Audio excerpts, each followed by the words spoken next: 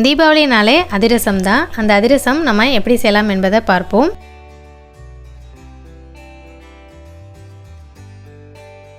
வணக்கம் நண்பர்களே, திரிபிரியாவில் மீண்டும் உங்களை வரவேற்பதில் மிக்க மகிழ்ச்சி. ஒரு கப் அளவுக்கு பச்சரிசி எடுத்திருக்கேன். நீங்கள் முதல் தடவை செய்கிறதா இருந்தால் இது போல் ஒரு கப்பு முதல்ல ட்ரை பண்ணுங்கள். முதல்ல அதை நம்ம வெயிட்டு பார்ப்போம். பாருங்கள், ஒரு கப்புன்றது 200 கிராம் அரிசி.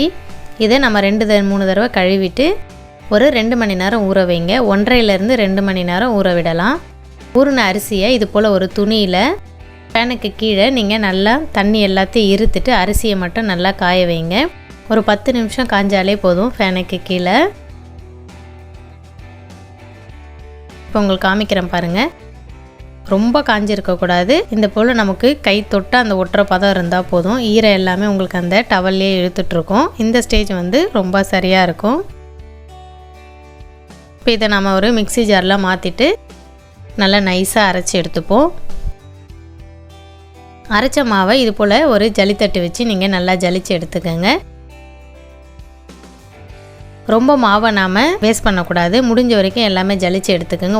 ஒரு டீஸ்பூன் இல்லைனா அரை டீஸ்பூன் அளவுக்கு மாவு அந்த கட்டி கட்டியாக இருந்துச்சுன்னா ஓகே. ரொம்ப மாவை விடக்கூடாது. இப்போ நம்ம மாவு ஃபுல்லாக ஜலிச்சு எடுத்தாச்சு.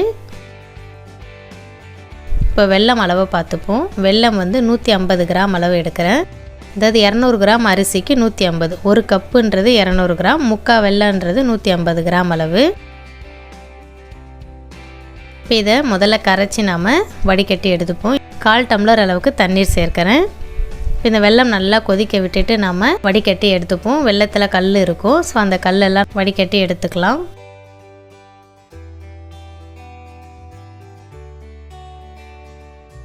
இப்போ ஆல்மோஸ்ட் வெல்லம் எல்லாம் கொதிச்சிருச்சு. இப்போ இதை நம்ம ஃபில்டர் பண்ணிப்போம்.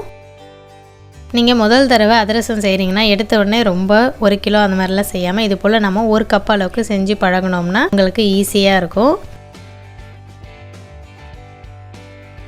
பெரிய நல்ல அடி கனமான பாத்திரத்தில் வெல்லத்தை போட்டு நல்லா கொதிக்க வைக்க வேண்டியது தான். நல்லா கொதி வரட்டும் வெல்லம். இப்போ நம்ம பாகு எடுக்க போகிறோம். பாகு தான் இதில் ரொம்ப முக்கியமான பகுதி. வெல்லம் போட்டு நல்லா கொதிக்க ஆரம்பித்ததுக்கப்புறமா நீங்கள் பக்கத்துலேயே ஒரு தண்ணி வச்சுக்கோங்க. தண்ணி வச்சுட்டு இந்த வெல்லத்தை எடுத்து அதில் போட்டு பார்க்கணும். அது அப்படியே தண்ணியோடு கரைஞ்சி போயிடுச்சுன்னா அது யூஸ் பண்ணக்கூடாது.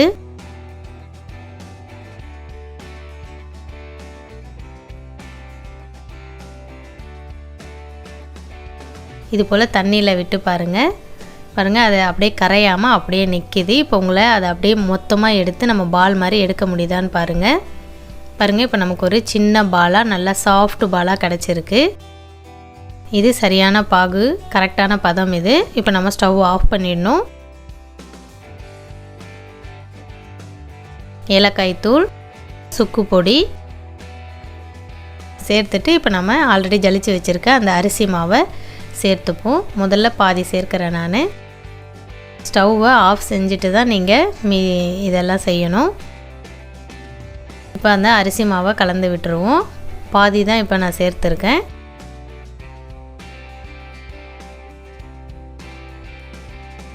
மொத்த அரிசி மாவையும் சேர்த்து இப்போ நம்ம நல்லா அந்த வெள்ளைப்பாகோடு சேர்த்து எடுத்துப்போம்.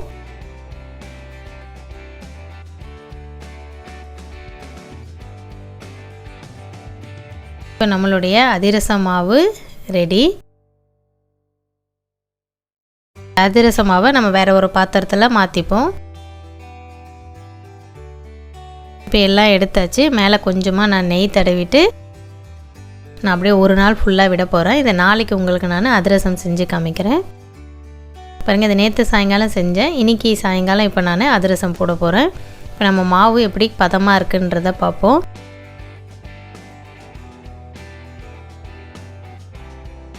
மாவு நல்லா சாஃப்டாக இருக்குது.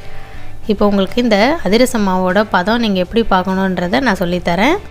கொஞ்சமாக இது போல் நம்ம மாவு எடுத்துட்டு இதை இது போல் நாம் இந்த கைமுறுக்கு சுற்றுற மாதிரி இப்படி நீங்கள் சுற்றி நம்ம செஞ்சிட்டே இருந்தோம்னா அந்த மாவு எங்கேயுமே உடையாமல் இருந்தாலோ இல்லை இப்படி போல் சுத்த வந்தாலுமே உங்களுக்கு கரெக்டான பதம் அர்த்தம்.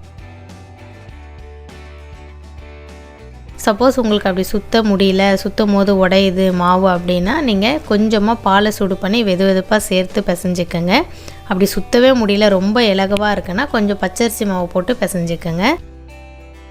இப்போ நான் கடாயில் எண்ணெய் சூடு பண்ணியிருக்கேன். எண்ணெய் வந்து ரொம்ப சூடாக இருக்கக்கூடாது, கொஞ்சம் மீடியம் ஃப்ளேம்லேயே எண்ணெய் காயட்டும். கொஞ்சமாக இது போல் மாவு எடுத்து நீங்கள் கவரில் இல்லை வாழை இலையில் தட்டலாம். நான் நெய் தடவியிருக்கேன். நெய் தடவி அதை தட்டி எடுக்க போகிறேன். இது போல் அதிரசம் ரவுண்டாக தட்டிட்டு நீங்கள் அப்படியே போடலாம். நான் உள்ளே சின்னதாக ஒரு ஹோல்ஸ் போடுறேன்.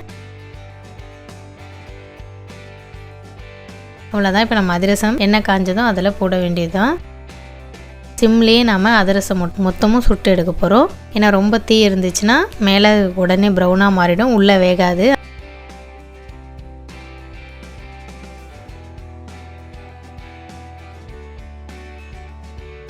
அதிரசம் கலர் வந்து அவங்கவுங்க விருப்பம்தான். லைட் கலரில் வேணும்னா எடுக்கலாம். கொஞ்சம் டார்க்காக அதிரசம் வந்து அந்த நல்லா நீங்கள் எண்ணெயில் ஃப்ரை பண்ணிகிட்டே இருந்தீங்கன்னா கலர் டார்க் ஆகிட்டே இருக்கும். அந்த ஸ்டேஜ் வேணும்னாலும் எடுக்கலாம். நான் கொஞ்சம் நல்லா ப்ரௌன் ஆன பிறகு தான் எடுக்கிறேன். ஏன்னா நல்லா அந்த கிறிஸ்ப் இருந்தால் பசங்க ரொம்ப லைக் பண்ணி சாப்பிடுவாங்க. இப்போ நம்மளுடைய அதிரசம் ரெடி. இப்படியே எடுத்து நீங்கள் தட்டில் வைக்கக்கூடாது. இது போல் இன்னொரு கரண்டியை வச்சு அழுத்துனீங்கன்னா அதில் இருக்க எக்ஸ்ட்ரா எண்ணெய் மொத்தமே நமக்கு வெளியில் வந்துடும். இப்போ நம்மளுடைய அதிரசம் ரெடி. இப்போ நீங்கள் சூடாக சாப்பிட்டிங்கன்னா நல்லா கிறிஸ்பாக அந்த சுக்கு பொடிய வாசமோடு ரொம்ப நல்லாயிருக்கும். இது 2-3 நாள் ஆக கொஞ்சம் நமக்கு நல்லா சாஃப்ட் ஆகும்.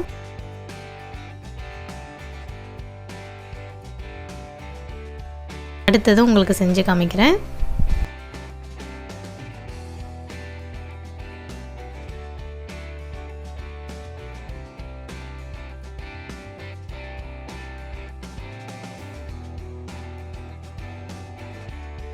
ஒரு கப்பு அரிசியில் பார்த்திங்கன்னா எனக்கு 11 அதிரசம் வந்திருக்கு.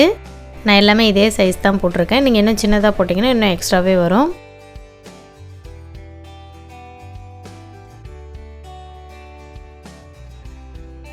இந்த தீபாவளிக்கு நீங்களும் உங்கள் வீட்டில் தைரியமாக அதிரசம் செஞ்சு பாருங்கள்.